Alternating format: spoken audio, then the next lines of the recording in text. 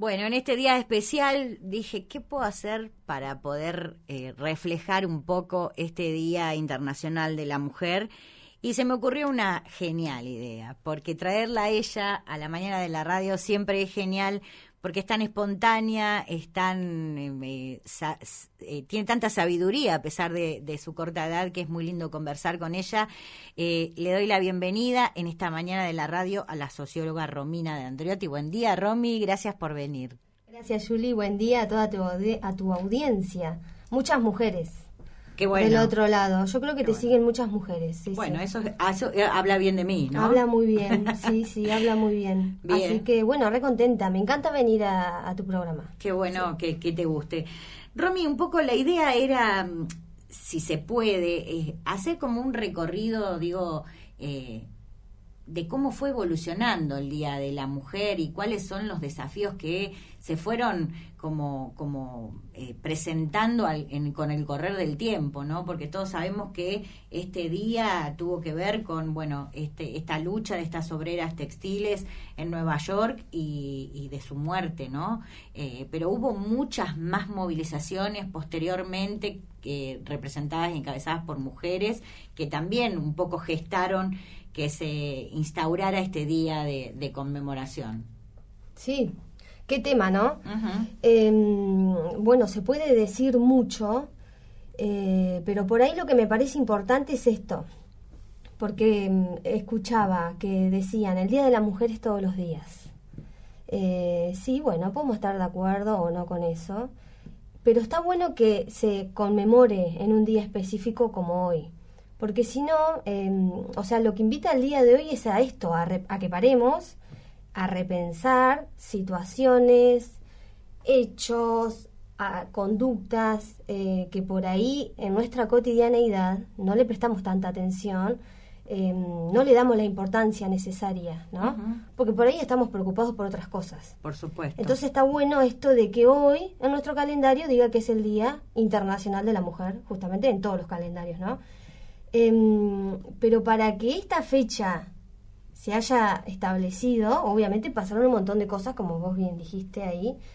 El origen de esta fecha es esto, esa tragedia de esas mujeres en la fábrica textil de Nueva York a principios del siglo XX. Una tragedia fue, así que también esto de que por ahí nos demos cuenta de que en realidad estamos conmemorando, ¿no? Por ahí es para felicitar. Ahí también hay todo un debate si se dice feliz día o no, pero bueno, en realidad el 8 de marzo se conmemora uh-huh. ese día. Conmemorar es como recordar o hacer honor a esa circunstancia, ¿no? Eso en su origen. Después, con el paso del tiempo, digamos, el Día de la Mujer también fue, al Día de la Mujer se le fueron adhiriendo, por decirlo de alguna manera, otros reclamos. Otras cuestiones. Uh-huh. Que ahora vamos a hablar un poco de eso.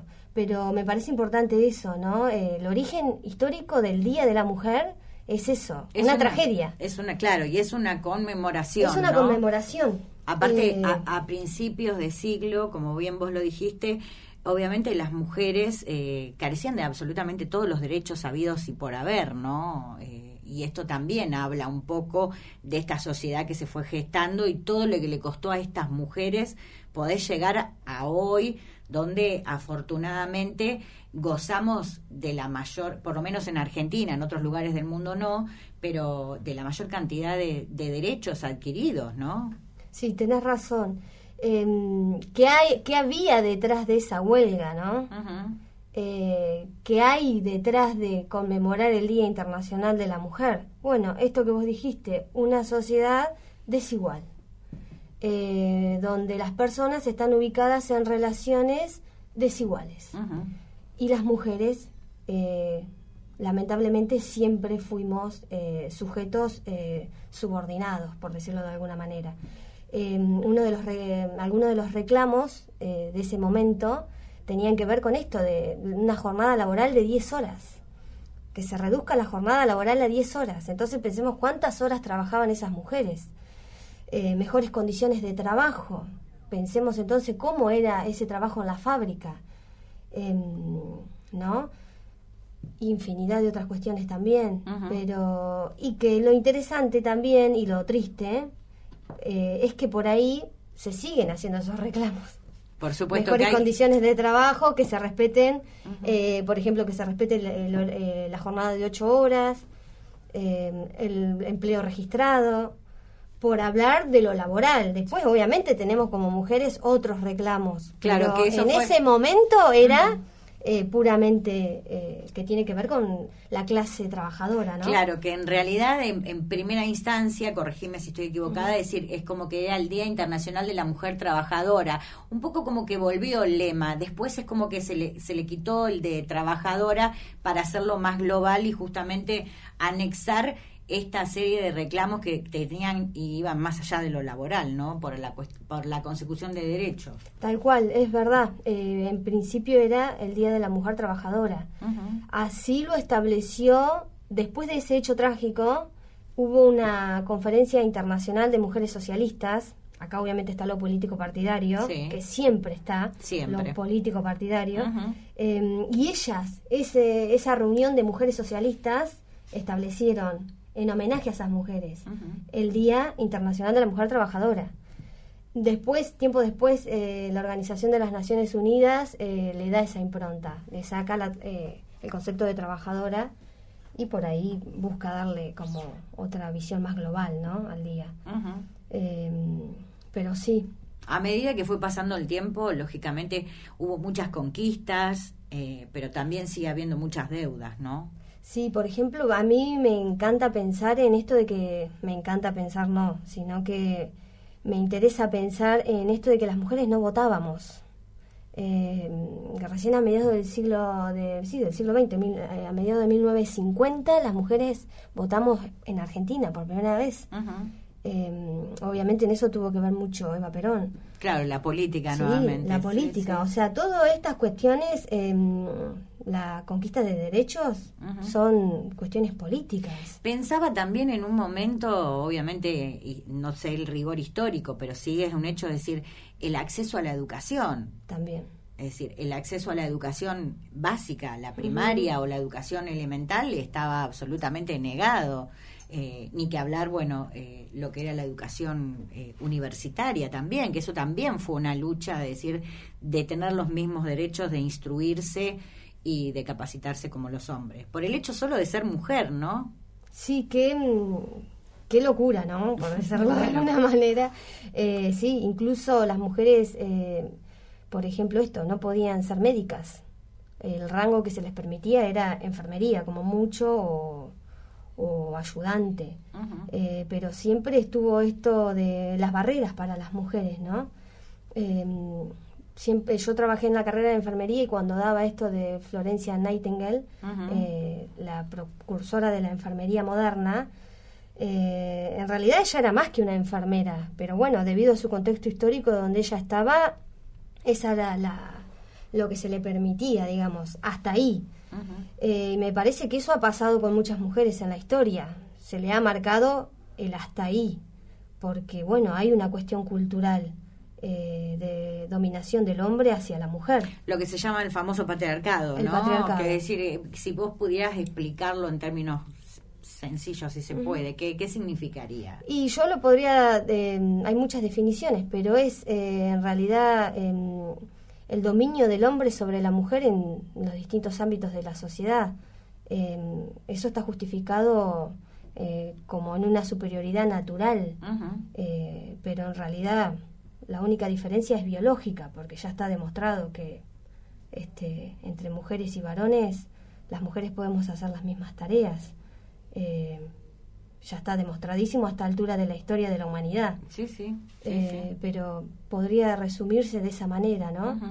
Uh-huh. Y eso veda a las mujeres a un montón de tareas.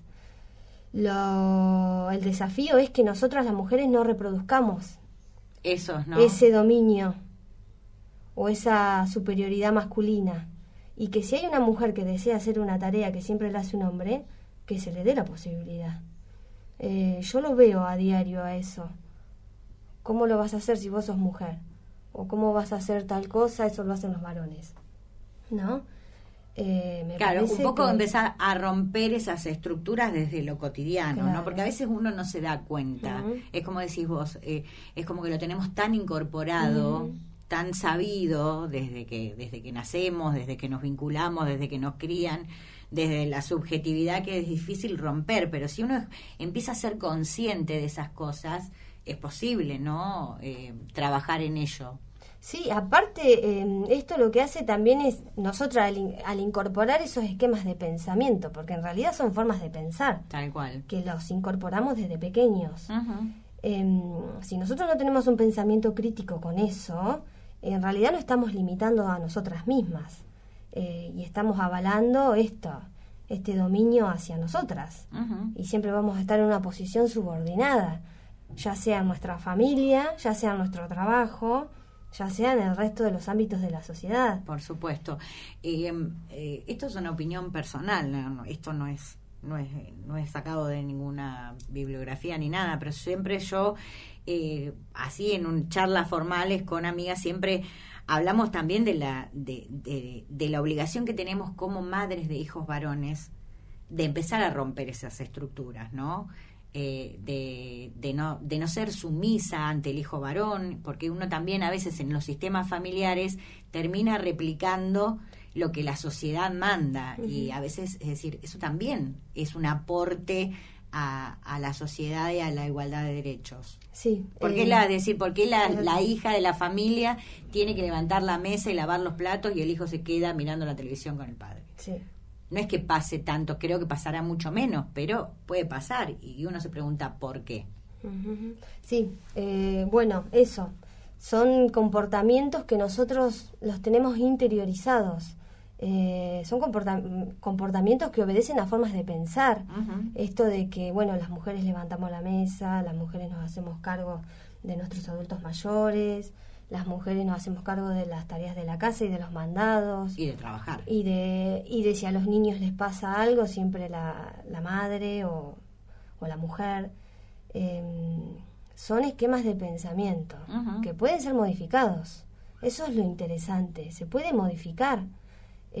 Creo que todo esto invita a eso, a que, bueno, ¿por qué no modificamos estas formas de pensar y de actuar que lo único que hacen es...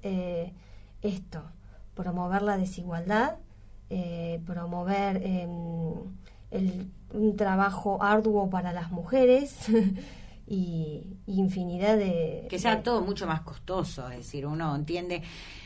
Creo, es decir, siempre soy optimista, ¿no? En que, bueno... Incluso malestar psicológico para la mujer promueve. Hay un montón de cuestiones que... formas de pensar que los tenemos tan interiorizados que hacen daño, claro. Siempre hay una cuestión, una cuota psicológica en todo esto. Porque somos seres sociales. Sociales, claro. Y bueno, uh-huh. lógicamente. Sí, hay cuestiones, conductas, es decir, uno, mientras yo te voy escuchando, se me van ocurriendo un montón de cosas que se me vienen a la mente, es decir, bueno, si hay una mujer manejando y se encuentra con un hombre, anda a lavar los platos. Si se encuentra con otro hombre, no le va a mandar a lavar los platos. Es decir, es una cuestión que siempre circunscripta a la mujer a ese lugar, a ese mandato que teóricamente tiene que estar. Y claro. Bueno, a veces también generar esos pensamientos limita a las futuras generaciones. De todas maneras, me da la sensación de que las mujeres jóvenes, estas nuevas camadas, vienen como con otro chip. Sí, yo creo que sí, que se está dando todo un cambio cultural, podría decirse. Igualmente, los cambios culturales tienen que permanecer, o sea, para que se den, tienen que permanecer en el tiempo esto del pensamiento crítico, digamos. Si nosotros dejamos de conmemorar el 8M, se pierde, porque no deja de ser una lucha desigual, en realidad. Porque hay todo un sistema cultural de años y un sistema también económico detrás de esto. Por ejemplo, el consumo promueve implícitamente esta desigualdad entre los hombres y las mujeres. Hay toda una lucha desigual para que esto cambie. Y si no hay estados, digamos, que también tomen un rol activo en esto, es muy difícil. Es muy difícil porque, por ejemplo, bueno, yo sí puedo estudiar, esforzarme muchísimo como mujer, pero si en la empresa solamente van a tomar a hombres, estoy en ya desventaja, ya está. Claro. Es difícil. Pero mira la propia política. Y la política misma. Tuvo que la ley de paridad. Por eso digo, es una lucha desigual. Por ley, si no era imposible. La patria potestad también. El derecho al divorcio, es decir, las mujeres se divorciaban y perdían la potestad de los niños, es decir, no tenían derecho sobre los hijos. Y bueno, esto del cupo femenino está bueno porque abre de alguna manera el juego, pero ¿por qué llegar a esto? ¿Cuál es el inconveniente? ¿De que sean la misma cantidad o que sea una lista integrada únicamente por mujeres? ¿Por qué no? Sí, se me ocurre, ¿no? Sí, sí. Por eso te digo, para decirlo, que las nuevas generaciones vienen distintas, digamos, creo que, no sé, yo no me animo a decirlo, sino de que los nuevos esquemas de pensamiento, para que realmente los incorporemos, tienen que permanecer en el tiempo. Y eso significa que todos tenemos que tratar de colaborar con eso. Bueno, el pensamiento crítico. ¿Por qué tengo esta conducta? ¿Por qué me manejo de esta manera? ¿Por qué le exijo tanto a mi esposa, a mi hermana, a mi tía? ¿No? Eso. ¿Y cómo nos vinculamos nosotras? Y nosotras mismas entre nosotras, ¿no? Que obviamente hemos vivido en sociedades muy individualistas, que han promovido mucho el individualismo, incluso la rivalidad entre nosotras, entre las mujeres. Y bueno, creo que justamente por eso hay un sistema económico detrás de esto que promueve el individualismo, la competencia entre las personas y bueno, en el caso de las mujeres no ha sido la excepción. Entonces, es una lucha de nosotros, las personas que hacemos a estas sociedades. Y en esta lucha tenemos que tener pensamiento crítico constante, hasta que se nos interiorice y se nos haga carne, digamos. Pensamiento crítico es que no aceptar lo que se nos ha dado como tal. Repensarlo. ¿Por qué yo, por ser mujer, por tener esta condición biológica, tengo que, por ejemplo, tener hijos, tengo que tener un marido, tengo que sobrecargarme con las tareas de mi casa? Bueno, hay infinidad de cosas, ¿no? ¿Por qué tengo que ser sumisa? ¿Por qué tengo que dudar cuando doy mi opinión? ¿No? Y no necesariamente el hombre tiene los mismos... O sea, al hombre no se le exigen las mismas cosas. ¿Por qué esta condición de mujer me limita a mí? ¿No? Yo siempre lo pienso. A mí siempre me dicen, ¿y cuándo vas a tener hijos? ¿Y cuándo esto? Y la verdad que es agotador. Porque ¿qué tiene que ver? O sea, ¿por qué me demandan eso, no? Y seguramente que a otras mujeres les sucede con otras cuestiones o con lo mismo. Y bueno, creo que eso es el pensamiento crítico. Bueno, repensar como nuestra condición de mujer, qué hacer y cómo nos ubicamos en esta sociedad. ¿Para qué? ¿Para ser solamente madres o también hacer otras tareas? Porque nuestras sociedades se fueron organizando por esta diferencia biológica básica entre hombres y mujeres. El hombre, la diferencia biológica, digamos, entre el hombre y la mujer fue lo que organizó las sociedades. Claro. Por eso se distribuyeron las tareas. Bueno, vos porque tenés capacidad de dar vida, vas a dedicarte a esto, vas a tener estas responsabilidades y vas a tener este rol. Y el hombre, por tener tal contextura física, lo mismo, se le asignaron tales tareas y tales roles. El tema es que han cambiado las sociedades, han cambiado los tiempos, y ahora sí, las mujeres podemos hacer las mismas tareas que los hombres. El tema es, porque vos hablabas de la maternidad y de todo eso, quizás es el hecho de decir, es la decisión, es entender que como mujeres tenemos la decisión de sí o no, no es que tenemos una obligación, ¿no?, de cumplir con estos mandatos. Es decir, hay mujeres que aman la maternidad, que aman ser madres, que aman quedarse en su casa, pero es por una decisión. Y hay otras que quieren su desarrollo personal, y está bien, ¿no?, que creo que por ahí el hecho de entender que tenemos la posibilidad de decidir, y que ahí eso le da validez a todo lo que hacemos. Pero hemos vivido en sociedades donde a la mujer no se le daba esa posibilidad de tener un desarrollo profesional, por ejemplo, ¿no? por el simple hecho de ser mujer y tener ese cuerpo, vos tenías que dedicarte a las tareas de tu casa y a la crianza de los niños y bueno, o sea, siempre era eso. Como mucho, de a poco se fue evolucionando, las mujeres eran enfermeras, eran maestras, pero bueno, siempre tarea feminizada, digamos lo que claro. decimos, ¿no? Creo que ahora nuestras sociedades van a romper con eso. Nada, la mujer que ocupe los ámbitos que quiere ocupar. Y me parece que eso es súper interesante y liberador para el ser humano, porque ¿por qué yo por tener este cuerpo solamente tengo que hacer ciertas cosas? ¿No?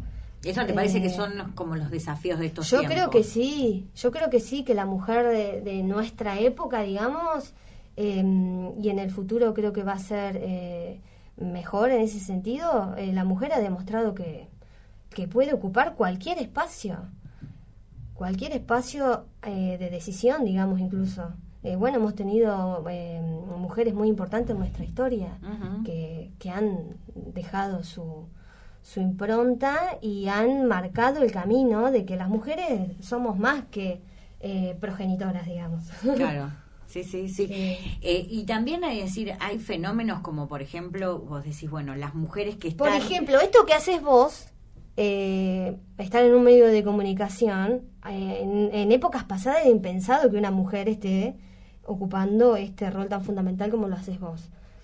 Bueno, un montón de cosas fueron sucediendo, un montón de mujeres fueron poniendo el cuerpo, digamos, para que hoy en día haya una mujer, como tantas otras vos, dando la palabra. Pero vos fíjate que, mirá qué curioso lo que vos decís, en los medios de comunicación, habitualmente los conductores, el que conduce el programa son hombres.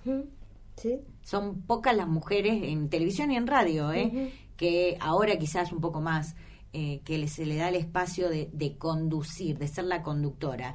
Y en general también a las que se toman ese atrevimiento se las atiende fuerte. Lo mismo que a aquellas mujeres que participan en política o que están en lugares de poder importantes. Hemos tenido una expresidenta que, más allá que uno puede compartir o no el aspecto político o sus pensamientos, han sido, es decir, la calidad de insulto ha sido por demás personal, que uno lo puede percibir con otros referentes políticos varones que se los insulta con otro, como con más códigos, no sé cómo expresarlo, que eso también yo lo observo. Y hablo de un montón, referentes de bancadas políticas, que, bueno, no sé. Sí, esto siempre estuvo implícito en las mujeres como el sexo débil. Y no necesariamente, yo creo que de débiles no tenemos tanto las mujeres. Podremos tener otras sensibilidades diferentes a los hombres. Pero siempre se vio a la mujer como el sexo débil, y en base a eso se ha justificado un montón de cosas y atrocidades, ¿no?